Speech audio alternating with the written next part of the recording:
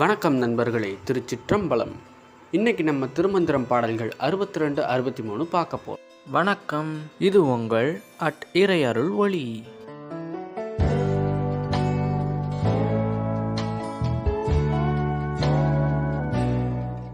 பாடல் 62.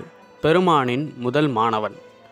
சிவமாம் பரத்தினில் சத்தி சதாசிவம் உவமா மகேசர் ருத்ரதேவர் தவமால் பிரமீசர் தம்மில் தாம் பெற்ற நவ ஆகமம் எங்கள் நந்தி பெற்றானே.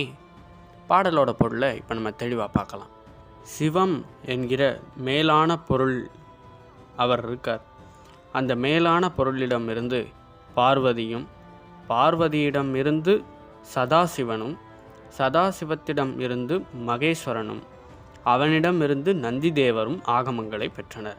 அதாவது இந்த பாடலில் திருமூல சித்தர் என்ன சொல்கிறாருன்னா, நந்தி தேவர் சிவபெருமானின் முதல் மாணவன் அப்படின்றத இந்த பாடலில் சொல்கிறாரு. சரி, வாங்க நண்பர்களே, அடுத்த பாடலை பார்ப்போம். பாடல் 63. நவ ஆகமங்களின் பெயர்கள்.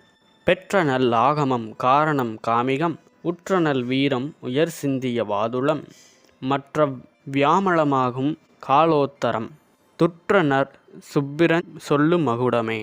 இந்த பாடலில் திருமூல சித்தர் அவர்கள் என்ன சொல்கிற வராங்கன்னா, சிவ ஆகமங்களில் குரு பரம்பரையில் பெற்றவை 9 அப்படின்னு சொல்கிறாரு. அது என்னென்ன அப்படின்றதையும் சொல்கிறாரு. காரணம், காமிகம், வீரம், சிந்தியம், வாதுளம், யாமளம், காலோத்தரம், சுப்பிரம், மகுடம் அப்படின்றது தான் அந்த 9 சிவாகமங்கள் குரு பரம்பரையிலேருந்து பெற்றதான். அதாவது ஆகமங்கள் 28 இருக்கான். அந்த 28ல் 9ஐ சாரமாய் பெற்றது திருமந்திரம் அப்படின்னு சொல்கிறாரு. சரிங்க நண்பர்களே, இன்றைக்கி நம்ம இந்த பாடலில் நவ ஆகமங்கள், அதாவது 9 ஆகமங்களோட பேரை பார்த்துட்டோம். மீண்டும் ஒரு நல்ல பதிவில் உங்களை சந்திக்கிறேன். நன்றி, வணக்கம்.